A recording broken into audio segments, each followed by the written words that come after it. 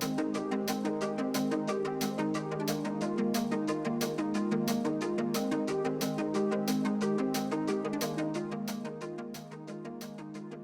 and welcome to EU History Explained.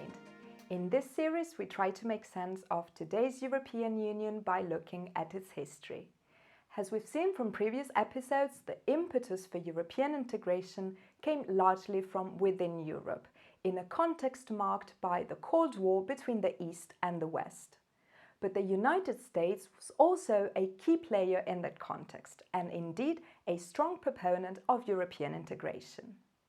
In the next two episodes, we'll look at the way it viewed European integration and the role it played in this process. We can distinguish two main phases in the US attitude towards European integration. A first phase from the end of World War II to the end of the 1960s, marked by a strong support. And the second phase, starting from the Nixon administration, where increasing economic and political competition from the European Economic Community results in a more ambivalent US attitude.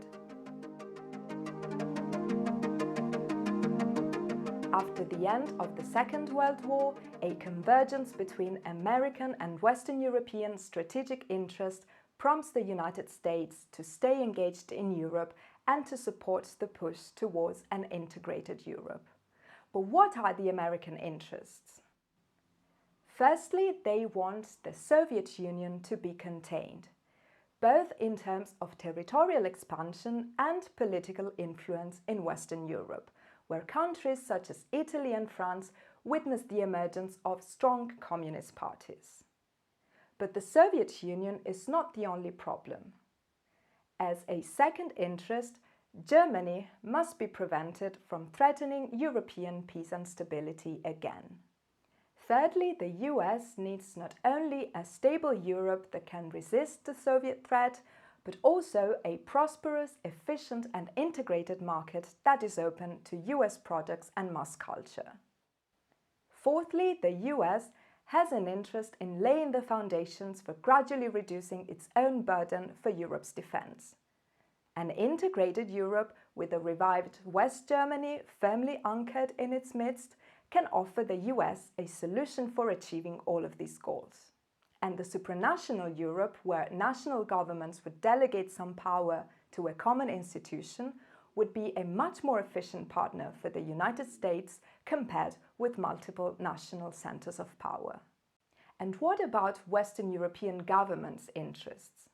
These include military guarantees against a strengthening Soviet threat, political support against domestic communist parties, and economic assistance for post-war reconstruction. In this context of converging fundamental interests, the Europeans will push for the US continued presence in Europe, and the US will respond positively to this call. The first milestone to mark continued US involvement on the European continent is the launch in 1947 of the Marshall Plan, a massive aid package for Europe's economic recovery. The key reasons for this initiative lie in the need to rebuild Germany's economy in a way that is acceptable to the other Europeans, the need for socio-economic and political stabilization of Western Europe, and an ambition to revitalize international trade. The funds being pledged carry a key condition. The US insists that they be managed jointly by the Europeans through the creation of the Organization for European Economic Cooperation, the OEEC, thereby driving the very first attempt at European integration. But the Marshall Plan still doesn't guarantee the US continued military commitments that Europeans are anxious to achieve, and the US is reluctant to join a military alliance. Eventually, Europeans will manage to convince the US of the need to create NATO, but only after a worsening of Cold War tensions and the creation of a military alliance among Western European states themselves, the Western Union. While falling short of the US ambition for fully integrating European economies, the OEEC does create an important precedent in economic cooperation, which will be followed a few years later by France's Schuman Plan for a European coal and steel community, a supranational body created to manage member states' coal and steel resources. The US had initially hoped that the United Kingdom would take the lead on integrating Western Europe. But when it becomes clear that the UK has no intention of taking up this role, the United States strongly supports the French initiative. A second important integration project is the attempt to create a European defence community, a French proposal in response to US calls for the rearmament of West Germany. Although initially a French-sponsored plan, its success quickly becomes a key strategic objective for the United States. Not only can it offer a solution for making Germany's rearmament acceptable to the other Europeans, but it can also help ensure that Europeans take greater responsibility for their own military security, thereby allowing the US to reduce its military commitment in Europe. Accordingly, the US strongly and overtly pushes for a swift ratification of the treaty, and even threatens serious consequences should the plan be allowed to fail. Despite this, the European defence community will fail, with the resulting fiasco representing a key turning point in the US attitudes towards European integration. While still favouring integration projects, the US support for such initiatives will in future be much less active and overt. This is also why the US adopts a lower profile during negotiations among Western European countries in creation of the European Economic Community.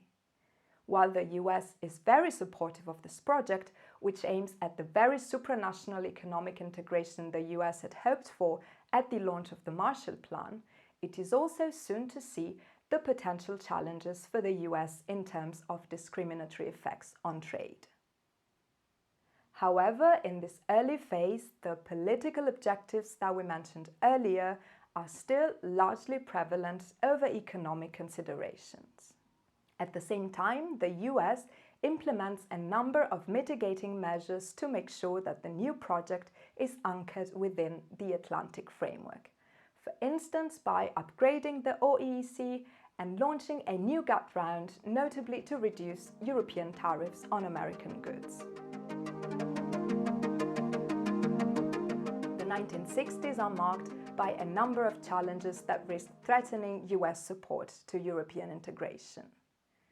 While the US under Kennedy favors an outward-looking, supranationally integrated Europe with the UK among its members, the French president Charles de Gaulle has a totally opposite vision.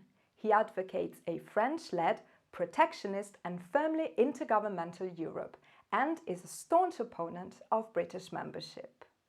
With regards to the US, while still recognizing its role as guarantor of Europe's security, de Gaulle wants to limit its influence as much as possible.